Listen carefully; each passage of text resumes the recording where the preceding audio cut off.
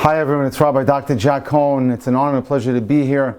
Yasher koach to everyone in Klal Yisrael who's helping us in the front lines to deal with Corona, the responders, the Hatzalah members, the Chaveri members, the doctors, the nurses, the wonderful Askanim who've given their lives and their money. To every Jew and Jewess out there, we love you all and we ask that you should be strong as we continue to fight through this. Tonight I'm going to give you some wonderful words of chizuk and I'll take out my toolbox for the to-do. Many people have been asking me questions out there into how do I deal with dating now, what should I do? Obviously everything's gone into telephone and video mode. And so I'm going to share with you what I've been telling many of my clients out there worldwide, how to do this successfully. By the way, if you do need me, feel free to reach out to me from anywhere in the world at 305-206-1916. Or you can email me at drjackcohen18@gmail.com. If you have questions on dating, if you have questions on how to create it, you need my help to draft a top 10 list, you have questions on the relationship you're in. It's been unfortunate that the current situation has really tested relationships that were really going smooth and going well, and without being able to see the other party, many relationships from what I've been seeing have been floundering a bit. So I'm going to give some hope today and some chizuk. Here we go. The virus has left many of us grieving, more of us heartsick, all of us frightened and vulnerable. Rav Fishel Schachter, who's an outstanding Talmud Chacham, tells a beautiful story. A Kala called him up broken and shouted over the dreams that she had, over the beautiful wedding that she had dreamed that she would have, and now basically it's evaporated, that dream. He describes a father who calls with his daughter and relates that the daughter had spent months planning the perfect wedding and now her plans were up in smoke and she was distraught. Rabbi Schachter shared this story with her. Many years ago, Rav Shraga Mefelva Mendelovitz, this is the person who is responsible for most, if not all, the Hebrew day schools in the United States. If there's a yeshiva that's up and running in New York or in Chicago or in Miami or in Dallas or in Houston or in Los Angeles or in San Francisco or anywhere in the United States, it has his name and imprint on it, as he was the person who started the National Hebrew Day School movement. So what happened? Many years ago, this wonderful rabbi found a non-religious Jewish kid playing stickball and brought him to the only yeshiva in time, 70, 80 years ago, Torah Vadas in Brooklyn. The kid was a genius and took to learning like fish in water, but his family was so unhappy that he'd become religious and expressed an interest in learning Torah. One day, Rav Shraga told the kids that whoever learns a chapter of Mishnayos Baal Peh would get a chocolate, a rare treat. This kid memorized the Mishnayos, recited it proudly, but 10 kids knew the Mishnayos well, and unfortunately there were only 9 chocolate bars. Rav Shraga asked the boy to remind him about the chocolate the next day, but the kid was too shy, and Rav Shraga Feivel forgot about the chocolate bar. The boy was so upset, he went home and he told his mother, you know what? These rabbis, they're all liars. The mother said, see, I told you so, don't trust these religious people. The boy didn't want to go back to yeshiva, but then he admitted, well, Mom, the rabbi did say that I should remind him, and it's my fault, I did not.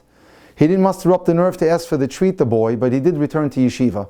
He grew up to be a tremendous leader of the Jewish nation and went on to do great things for Klal Yisrael as a serious scholar. 50 years later, this man had a massive heart attack. He was in a coma and the doctors didn't think he was going to make it. Suddenly his family saw him move a finger. It took a while, but eventually he was on the mend. And then he said to them, astonishingly, as he woke up from his coma, I had a dream, and in my dream, Rav Shraga came to me in the dream and he said to me, you've been granted another 15 years of life. He said, don't I owe you something? He owed him a chocolate bar, and that chocolate bar was equivalent to 15 years of life. He promised me more life, he told his family. Not since World War II, ladies and gentlemen, have people gotten married like the way they're getting now married in this corona epidemic. Hashem owes these brides and grooms, this chasanim and kalas, something. A person has a set amount of joy or simcha that they'll experience in life. Whatever gets exhausted by the wedding is gone. Corona kalas will get that joy elsewhere. Corona grooms will get that joy elsewhere. Hashem has an IOU, and He'll pay His IOU off. There's pain, yes, there's disappointment. Things feel like they're not as they should be. But we have no idea what Hashem is holding on to us and is holding and in store for us, waiting for the perfect moment to unleash His abundant blessings and happiness to us. And now I thought I would read you a beautiful editorial that I read from a young man, which is very interesting. It really captured my heart. He says the following: like a lot of you, I woke up the first day of Pesach disappointed. The Geula, or the redemption, had not arrived. And then the 7th day of Pesach, still not. However, from when the virus hit, I was not into the Mashiach is coming mantra as I felt it was a cop-out.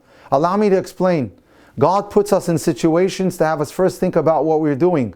We are then required to fix what is going on that is wrong in our lives, and then Mashiach can come. I have found that people were saying Mashiach is coming without a thorough introspection into their own lives. Well, how we are now reminded, we are now in mid-virus. People have died. People are sick. They lost jobs. They started off marriage in a really compromised fashion. The list goes on. So how are we going to change once this pandemic is over?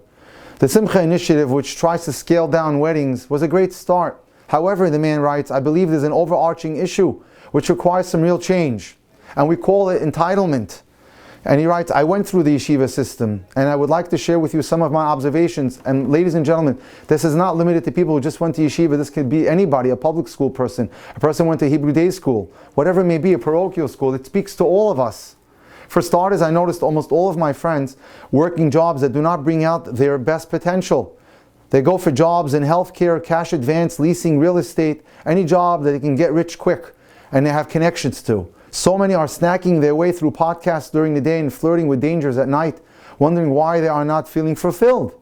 Interestingly enough, most of them started off their marriage in Israel, sacrificing, as we say in Hebrew, moser nefesh for Torah, for the first few years of their new life together. Something is not adding up, or we must be missing something. We decided to search for answers. I realized that we created an entitled generation, myself included, he admits.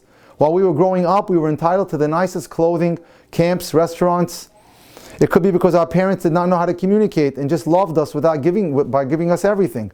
Whatever the case is, we went through school without taking it seriously. The Rabbi and teachers had to listen to our parents, and we were always right. We never thought about our future, our college, our real life. We'll figure it out, is what we used to say to everyone. We come home from Israel and we start dating. And the shatchanim, or the matchmakers, promise us rich, pretty, and skinny girls. There we go, that ugly word, entitlement. We must go back to Israel and get a fat apartment. Entitlement. Why would I go out with a girl who doesn't come from money? I'm entitled after all. But why are we demanding that?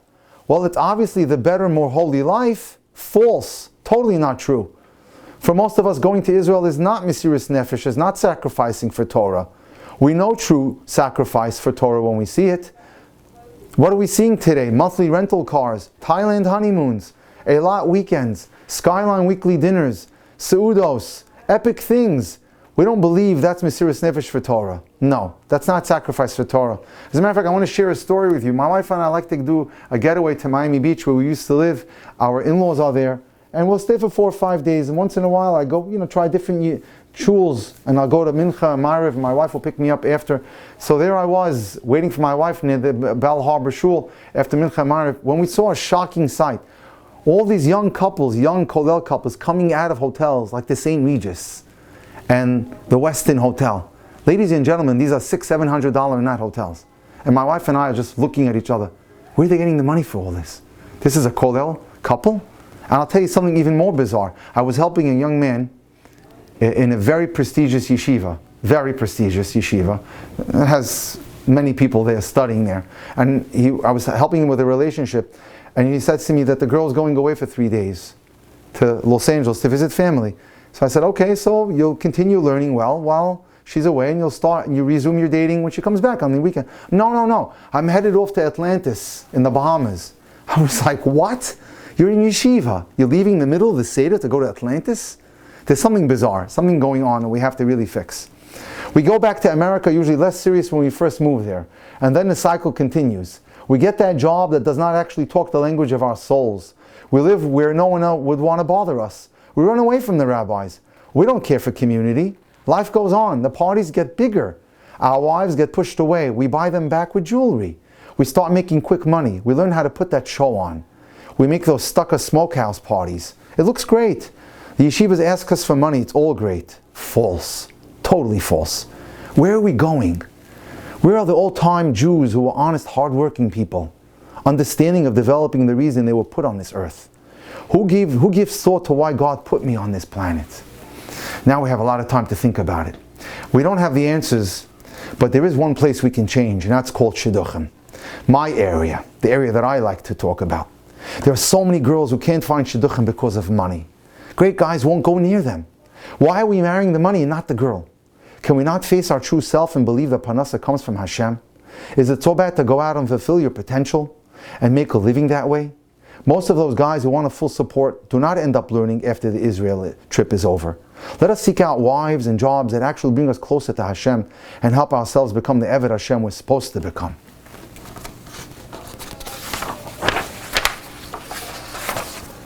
So many people had the promising life before COVID-19. People married rich and now find themselves struggling financially. There is a God. We must ask ourselves, who are we? What do we really need for our future? If you're starting Shidduchim now, ask yourself, who am I? Listen to me as I try to impress upon everyone. Create a top 10 needs list so you don't wander aimlessly in the dating world. You know who you are. You know what you want. Sit down and have a deep think. If you need help, reach out to me. I do this day and night, helping people draft top 10 lists. I'll help you. Just reach out to me. Go to drjackdating.com. Call me at 305-206-1916. Write me an email, drjackcohen18@gmail.com, and I'll help you. And not what apartment could her father get me. Ask yourself who you really are. Maybe start a course that really speaks to you. We are a special nation. We know how to fix things. Let me share a story of a man who is one of those special people who knows how to fix things and who can represent us in a way that we're proud. An Israeli religious Hasidic male nurse who survived COVID-19 shares what it's like working during this horrible pandemic. Ben Ziporgis, a Belzer Chassid from Bnei Brak and the father of 6 children. Just excuse me for 1 second. I want to just make sure everything's right with the camera. Okay, great.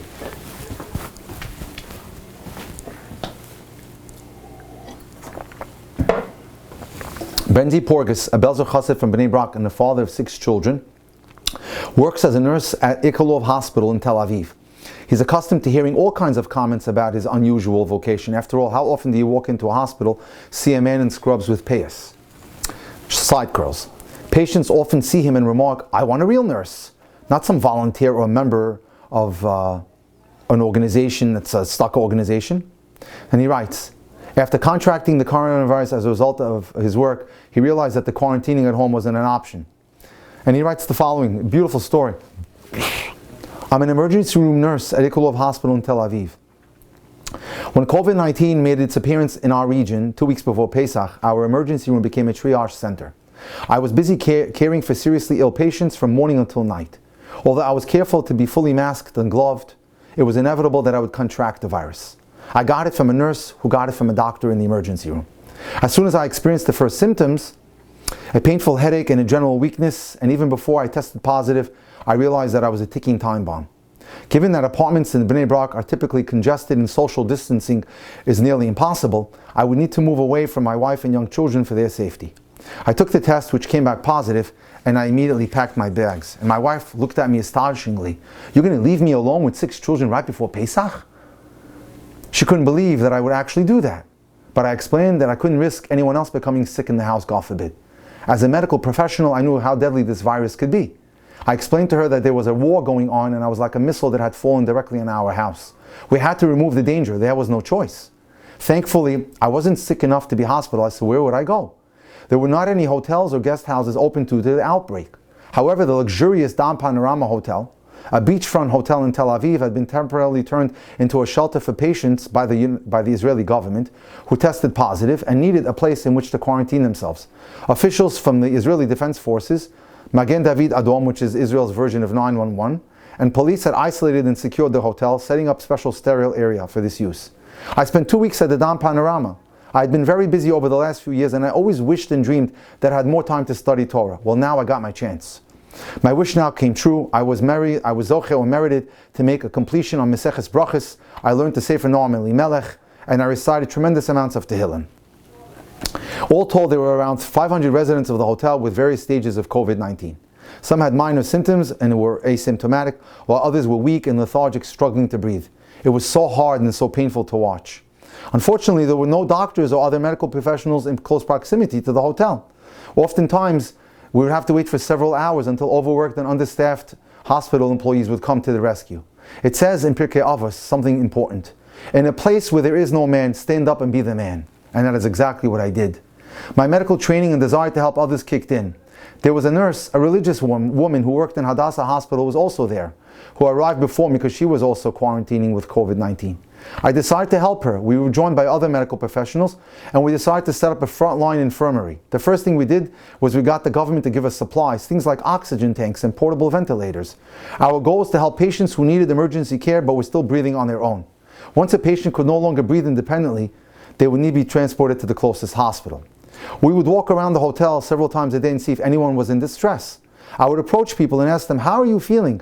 Do you need any oxygen or food or anything else? Over the course of my quarantine, I was able to treat hundreds of patients. My 2 weeks in isolation passed quickly, although the days were very long for my wife, trying to make Pesach while entertaining the children. I initially thought I would have to remain at the hotel over Yom Tov, and I began to plan a large Seder for everyone in the hotel. But just hours before Seder night, my test came back negative, and I was allowed to go home. It was a total shock. I got a call from the administrator telling me, pack my bags, you have an hour to get out of here. And I wasn't going to wait 1 second. I ran home. My kids were surprised and delighted when I showed up at the door. My wife had planned to make the Seder by herself and had already prepared everything. We were all very emotional. It was such a great feeling to be reunited with my wife and kids. When I returned to Bnei Brak, just minutes before the holiday, I almost did not recognize the once bustling city. Bnei Brak was on lockdown. The usually crowded shuls were closed, and the streets were basically deserted. It was like a ghost town, unheard of for Bnei Brak. Its tens of thousands of residents were obeying the restrictions very carefully, were able to escape the worst of the disease. One of the reasons I think we saw this was hearing the tragic news from Brooklyn about the high rate of fatalities there, and we didn't want to end up in the same circumstance. Another reason is that perhaps Israelis are used to living on the edge, having experienced numerous terror attacks and missiles coming from nearby Gaza. Every house has what's called a cheder atum, a sealed room where we are instructed to go during times of danger. So for us, that's part of daily life. As for the elderly or those who were unable to obtain food, it was amazing to see Israeli soldiers walking up and down the streets, delivering food to those who were isolated, making a true Kiddush Hashem, or honor in God's name. Although the rate of fatality was much lower than Jewish communities outside of Israel, unfortunately there were still many Jews who needed to be ventilated. While sealing off areas, it was also hard to get around, as there were many IDF checkpoints. On the Sunday of Chol HaMoed, I returned to Ichilov Hospital for my final coronavirus test. Taken outdoors. Before I could return to work, I had to test again.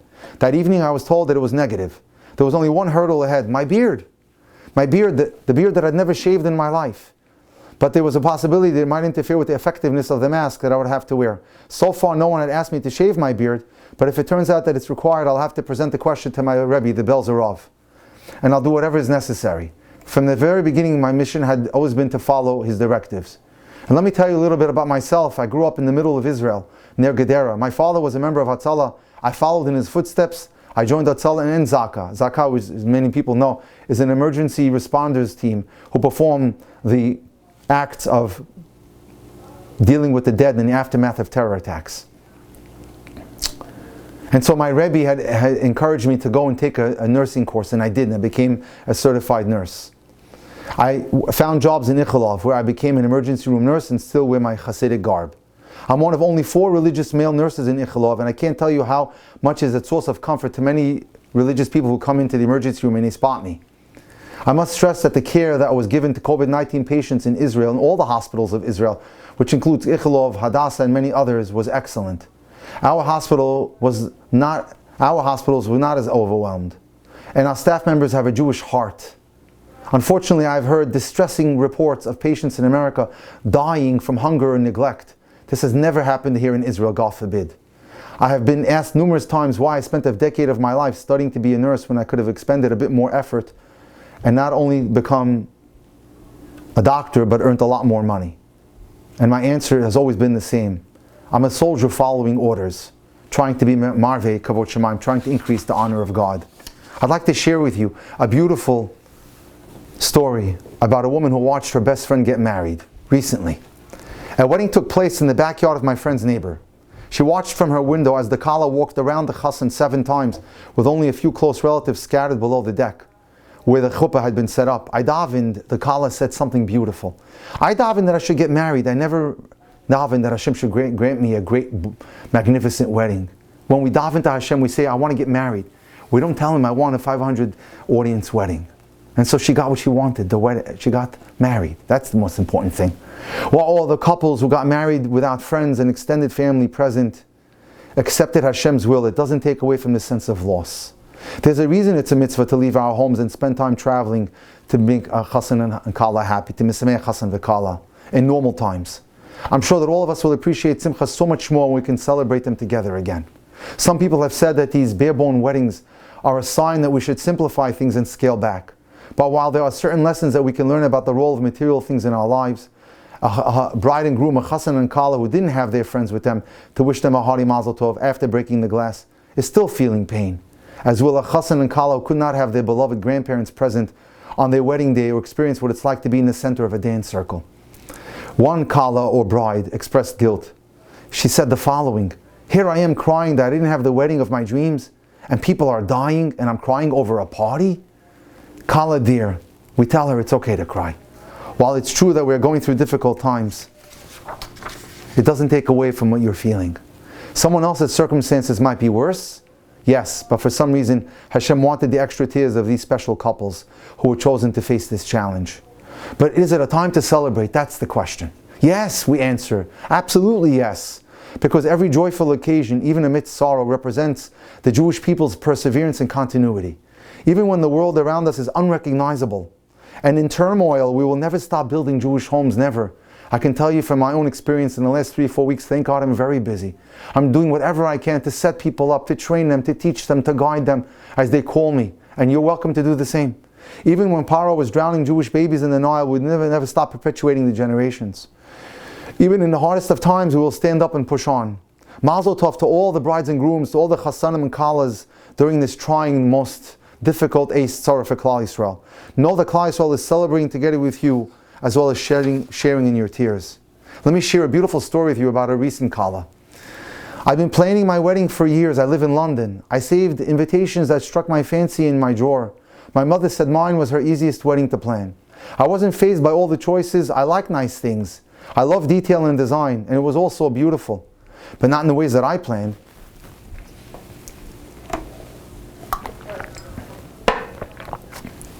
You see, my chassan is from Israel. The panic started early in Israel, as did the protective measures. He and his family were meant to come to London after Purim a couple of days before our wedding. With so many flights being cancelled, they left Israel a week earlier, which meant skipping the big ofruf my in-laws had planned for their oldest son, my chassan, making a small event a week earlier. We were relieved they were in town. In England, things were still laid back. Purim was as festive as ever, with people donning masks as Purim get-up. The Prime Minister was taking a much more laissez-faire or laid-back approach. And we were happy to go along. This is Prime Minister Boris Johnson. Our wedding was scheduled for Wednesday. We held our breath all Shabbos, but the hall did not cancel. People were bopping elbows instead of shaking hands. So what? Right after Shabbos, the messages started coming in. Concerned friends, neighbors, the caterer, the makeup artist switched to Plan B. Plan A was the great, beautiful hall. Plan B was a beautiful estate. You can't use the big hall. So many people. You got to scale down. I didn't want to hear of this. I got into bed and turned on my phone. I heard the whispers from downstairs in my house. My father went to check out the big house overlooking the park to assess how many people it could fit. I was frozen in bed. Whatever I said, just leave me out of it. My parents were upset for me. I'm a party girl. I wanted a big loud bash. I had dreams of a helicopter landing in the park and my chassan and I flying into the clouds. On Monday, we put Plan B into action. On Monday evening, Prime Minister Johnson addressed the nation. He said, this is a war, one we have to fight together. And he announced the full lockdown. Bam! Plan B went to dust. I cried that evening away. I couldn't do this. I didn't want to go small. I wanted everyone there. Let's push off the wedding, I said. Send the chassan and his family back home. We'll do it again. We are not Hasidim, but my father called a Vizhnitzer Rebbe, who was a huge Admor in Israel, as to whether we should push off the wedding. We don't push off weddings, the Rebbe said, especially if there's no date that's an alternative date. And there was none for now. My father put the phone down. 5 minutes later, it rang again. The Rebbe was back on the line. He wanted to give me chizuk and a divrei bracha. I couldn't cheer up. Back to the dark ages, I said. A wedding in my house with no one? Another phone call, a local riveting sharing more chizuk. Then a neighbor came over, clapped their hands and said, we're doing this. You don't have a plan. You don't have to do anything. You're going to have the most gorgeous wedding right here in your house. I wanted her out, like leave right now. Plan C. And so Plan C was put into effect. It was the day before my wedding. I hadn't spoken to my chassan for a week. Then his letter arrived. 5 handwritten pages of his strength and emunah smiled as I smiled through my tears. My grandparents were smiling too. They lived next door, but were staying home for their own safety. With the chuppah in our garden, my grandparents could watch it from the window.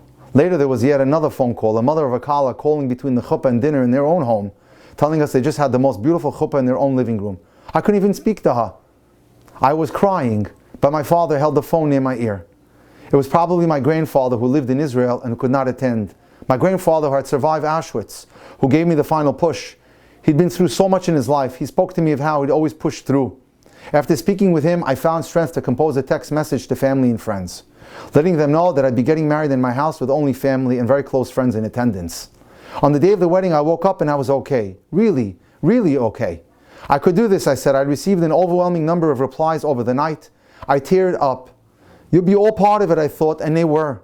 We decided to live stream the wedding so our extended family and friends could be part of it. We got over 12,000 views. Of course there were people who were watching just for fun. Everyone was home hanging around. Why not peeking on someone else's wedding? We got feedback from those people. People who didn't know us but felt the simcha too. My wedding felt surreal. A white chuppah in the garden, a kala chair and a flower display in the spot where my family and I used to play ball and share barbecues. Everyone who was there gave it their all. At some point we all let go. It was so lebedik, so happy. Spirited dancing that went on and on. Traditional songs, new releases. The pace picked up too. Our song became a tefillah. Hashem, thank you. Later friends came too to celebrate. After the wedding, people kept asking my father, will you do another wedding in your home? It was so special. I'd always dreamed of an elegant affair, of tulle and flowers, tables sparkling with silver and crystal goblets. But our wedding was different, held during an Eisar, a time of serious sorrow for Klal Yisrael, with the reminders of gullus everywhere. It was beautiful, like the smashed glass under the chassan's foot, glinting, catching the light. And so in this day and age, ladies and gentlemen, boys and girls, we've turned into a video or teleconferencing dating world. And so many people are asking me, what should we be doing? How should we act? What should we ask? Tonight I'll offer my toolbox as to what I think will be wonderful suggestions and pieces of advice to help you perform your best while we're in this era, because we don't know how long it's going to go for. There are 2 things you can do if you are in shidduchim. You can be proactive and deal with the new paradigm, which is what's on the table right now. These are the cards that Hashem has put on the table. You can play that hand or simply do nothing. So for those who want to do something, I'll share with you my thoughts. First of all, let me take out my toolbox of proper etiquette for 7 tips for a successful video date. Number 1, dress properly for a first date. I've had the pleasure, Baruch Hashem, of setting up many people in the last 5-6 days. And I tell them, for the men, dress up like suit, tie, or no tie, but you have to have a shirt and blazer or suit jacket on. Women, girls, you got to make sure you put makeup on, dress nicely, jewelry and all. It's like it's a physical date. Number 2, make sure you're in a quiet room so that there's no distractions, so the other person feels that you're giving them their utmost attention and that they're makom rishon, they're getting the opportunity to be first place. Next, show off your good angles. Make sure that you look at the angle that you're speaking at to ensure that you're being viewed in a good way.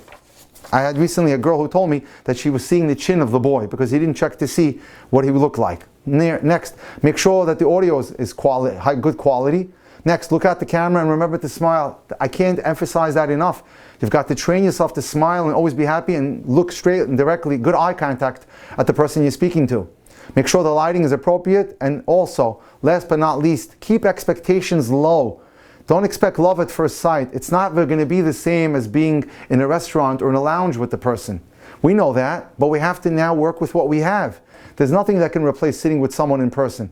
So keep the expectations low. This way you won't be so shocked, or God forbid, you won't be disappointed if it doesn't work out. Now, let me just get my notes together and we'll get this all put in order. Give me a second. 1, 217, 275, 277, 279. Okay.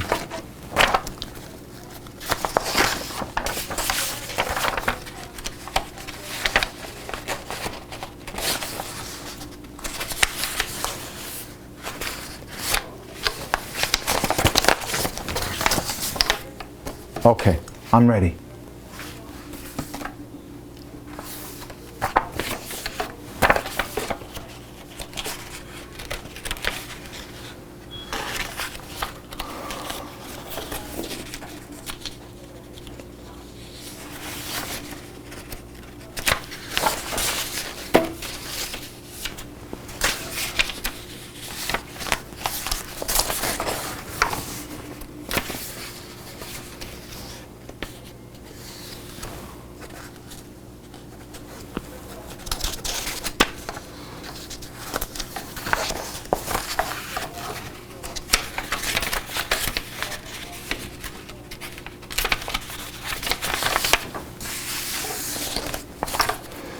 Every man has the power to bring out the best in a woman, but only few men realize it. If a man could see himself through a woman's eyes, he would experience that which would make him attractive to her. Consider these words and these pieces of advice very relevant as you prepare for a video date. It's easy to conclude that a man is most attractive to a woman because he has a great personality, or because he's very talented or handsome, friendly, funny, witty, strong, entertaining, rich, or successful, wise, or interesting. But regardless of any of these qualities, what makes a man most attractive to a girl or a woman is his ability to make her feel like a woman. When a man makes a woman feel feminine, her femininity is awakened, is switched on. And how does he do that? What allows a man to bring out the best in a woman can be summarized in one expression: acting like a man. A woman is most attracted to a man when he's confident, number one. Number two, he's purposeful and he's responsible. I'm going to hit hard on these three areas: how to demonstrate confidence, purposefulness, and responsibility. And if you can convey that in your video conferencing or your telephone conversations, you will be most successful as you prepare now to date in this era. The first attribute, confidence. The first attribute that makes a man most attractive is confidence. A woman can sense when a man is confident. She'll automatically begin to relax and feel assured that she will get what she needs when she's talking with him. When a man does not feel confident, a woman begins to worry. She starts to wonder. She starts not to relax. And as a result, her feminine side, which wants to relax and receive, panics. And as a result, she starts to consider, maybe he's not for me. Confidence in a man makes a woman breathe deeper, relax, and open up to receive the support he has to offer. I often work with a lot of guys in this area, building them up, showing them their abilities and their talents, and they have to give themselves more credit. Pat yourself on the back. Rabbi Nachman of Breslov says, every day say something good about yourself that you've done, that you've said or accomplished. Confidence does not mean that you have to be perfect, nor does it mean you have to have all the answers. Confidence is a can-do attitude. You need to demonstrate that can-do attitude when you speak to the girl. He knows that no matter what happens, there's always a solution. Even if he doesn't have the answer, he's confident that he can and will find an answer. With confidence, a man gains the objectivity to stand back and look for what can be done. At distressing times, he remains cool, calm, and collected. When a man gets angry and says mean things, he's not coming from a place of confidence. Instead, he's feeling threatened and threatens back. A confident man contains his feelings until he has figured out what to do. That's considered good midos. He may not know the outcome, but he senses no matter what happens, he can always find the next step to improve a situation. He feels that no matter how bad things get, he can eventually figure out what can be done, or find someone who knows what can be done and then do it. These are the things you want to convey in your conversations. Stories that relate to that can express this. A confident attitude reassures the woman that everything will be all right. This is so important. When a man is confident, he's able to come up with a plan. And women love a plan. I can't tell you how often girls and women sit down with me and say to me about a certain guy that they're considering going out with, does he have a plan? It's so important to a woman that the man has a plan, especially a parnasa plan. And when I create a top 10 list for many women, I almost always write, has to have a parnasa plan. How is he going to take care of their wife and children?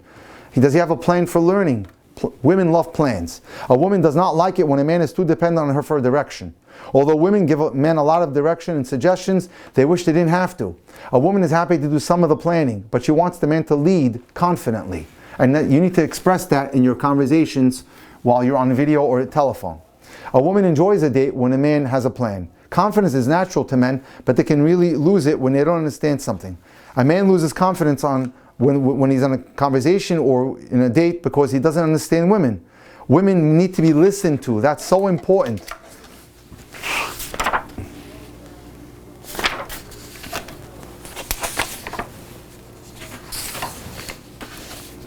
With an understanding of women, you can learn to listen without trying to solve the problem. Too often times, guys want to give solutions to girls' problems. That's not what they want. They want an listening ear, makshiv. As the man listens without trying to help, she gets his chance to feel that he cares about her feelings and is trying to be understanding. When he's sincerely interested, understanding, and sympathetic, then no matter what the disappointment is, the girl feels better and she becomes more attracted to the man. So it's important that when you converse, that you give complete eye contact. Don't interrupt. Listen well. Listen with an intent, as if you, and a sympathy, that you care. By being a sympathetic listener, a man can transform even a disappointing date into an intimate and rewarding experience for the woman. By understanding the way women think and feel, a man has a huge advantage over most men out there who are dating. Most men will ruin the date by trying to talk a woman out of being upset or disappointed. They don't realize the power of listening to win over a woman. They don't realize the importance of little things, how important little things are. And it's the little things that matter. The second attribute to be successful in your dating or video chatting or telephone chatting, you need to demonstrate as a man that you have a sense of purposefulness.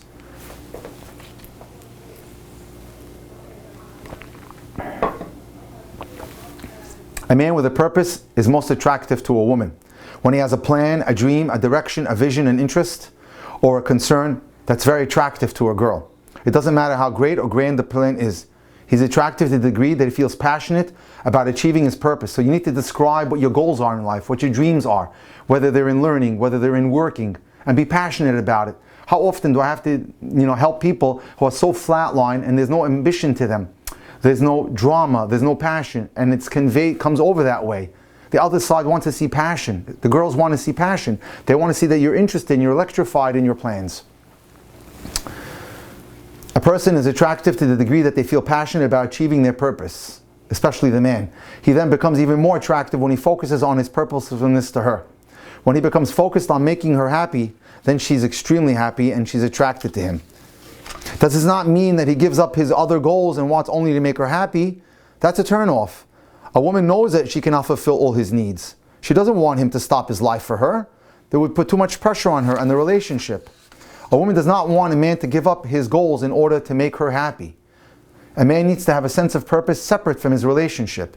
He needs to have a direction first, and then he's ready to create a relationship to support him in making his dreams come true. He feels a need for a woman to share the rewards and benefits of achieving that goal. The opportunity to share his success with a woman gives meaning to his life. And that's what you need to be conveying when you're speaking to the girl. As long as a man has a goal and has not given up, he has a future. Women love a man with a future. So you need to talk the future, what your goals are for the future. What you express about your future is how successful you'll be in succeeding with that date. When a man is passionate about his work or his interests, his goals and his future, he's very attractive to the girl. When he's self-directed and self-motivated, a woman feels very relaxed and comfortable with him. Rather than feeling she needs to take care of him, she feels he has the energy and motivation to take care of her, and that makes her feel wonderful. Next.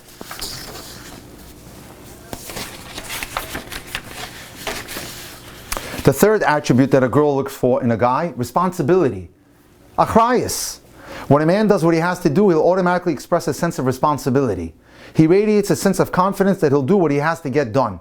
It doesn't even matter if a woman has met him before, has experienced him being responsible. She'll assume him to be confident and purposeful. She'll be drawn to him like a bee to honey. So if you could talk about acts of responsibility that you did, if you stepped up to the plate to help your father when he wasn't feeling well, or you helped your friends, or you took the lead on an initiative with your classmates.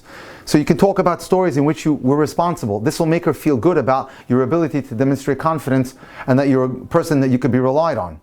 When a woman is attracted to a successful or influential man, what she's really attracted to is the responsible side of him that made him successful. The long hours required and the extra push to make something happen, which cause him to emanate a sense of responsibility. Even if he's not responsible in all areas of his life, his ability to be passionately purposeful and responsible to what is most important to him will always show and will attract him to the girl. When a man is responsible, it says he cares.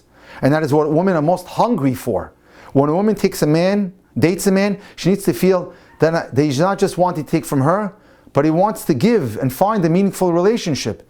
And the more the boy cares and the guy cares, the more she can trust him. One way a man can express this caring is by taking care of the little things and showing her that he's involved in the little things. Each time he does, he reassures her that he's someone that can be relied on. Let's talk a little bit about the girls, what they need to demonstrate. First of all, there's a myth out there that I need to clear up.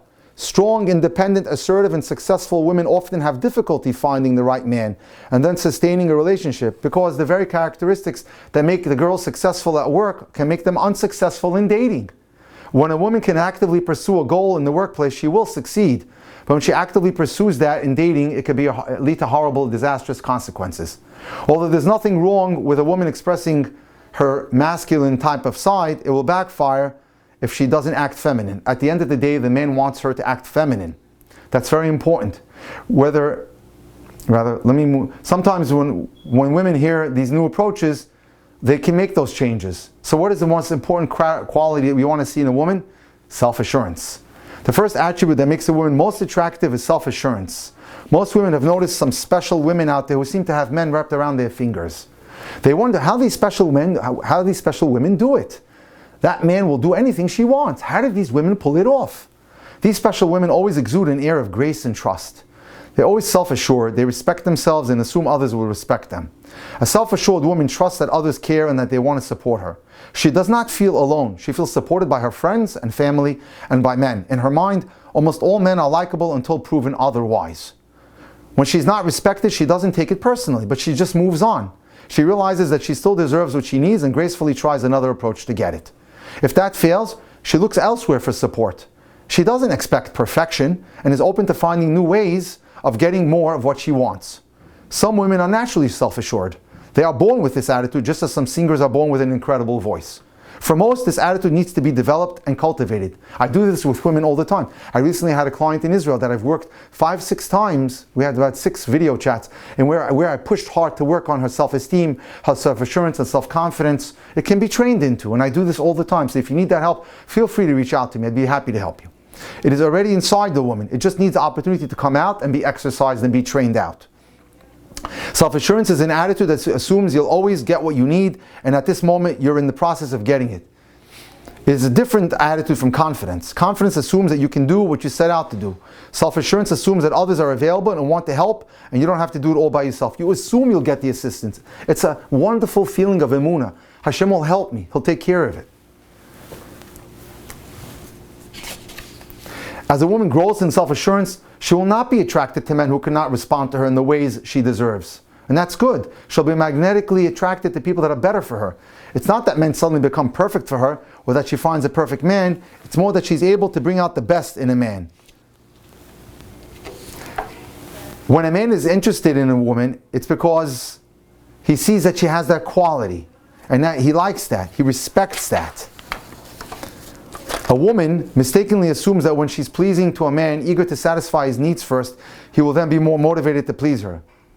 This woman may have an air of confidence because she knows she can please him, but it's not self-assurance. Trying to please a man will never earn his lasting affections. The opposite is true. When a man succeeds in pleasing a woman, then and only then is he motivated to please her. This helps us explain what makes a man on a conversation or on a date most charming and interested in a woman. Because he sees that self-assurance in a woman and he really likes it. A woman's attitude has the power either to turn a man on or turn him off. So it's important to cultivate that sense of self-assurance. For example, a man will most respect and want to hear what a woman has to say when she speaks in a manner that assumes that he's interested. So she assumes, it's like dal nekaf schus. She assumes, gives always the man the benefit of the doubt. The very act of assuming a man will be interested makes him more interested. If her attitude says she feels assured that he'll be interested, then he'll want to hear what she wants. She assumes automatically that he's interested. It is this attitude of being self-assured that draws the man's interest. A woman needs to remember that she is the jewel and he's providing the setting for her to shine. Let her shine. As long as he gets credit for making her shine, he is happy to be the provider of support in the relationship. This attitude that she's already worthy of attention makes her more desirable and intriguing to him.